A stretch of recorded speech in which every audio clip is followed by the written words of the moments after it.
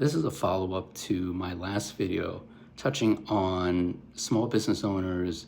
leasing office space for the first time, or perhaps you're going through the process of looking at new space and you haven't kind of gone through the process in a while. And I had said that one of the things that you want to add to your due diligence process is to ask questions and to inquire about HVAC. And in addition to what I said in the previous video, I want to add in the fact that some of the things that you want to do outside of just kind of general HVAC questions is you do want to find out how old the unit is. You probably want to try to see if you can get access to the maintenance logs so that you can see what sort of work's been done over the past year or maybe the last 2 or 3 years, if you can do that. A lot of times, because the previous tenant was responsible for maintaining the HVAC, you might not be able to get those logs, but if you can, it's a good idea. Or if maybe you're looking at the space and it's a space where the tenant hasn't moved out yet, you might want to try to touch base with someone in operations or someone who handles the HVAC and works with the HVAC vendor to find out, as much as you can about the unit, what sort of problems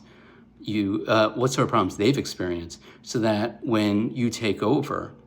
you know what to expect. And it might be something that you can add in the negotiations with the landlord or the property management company before you sign the lease, because if it's a unit that has been experiencing a lot of issues, that might be something that you want addressed before you agree to sign a lease, especially since most leases can be anywhere from 3 to 10 years,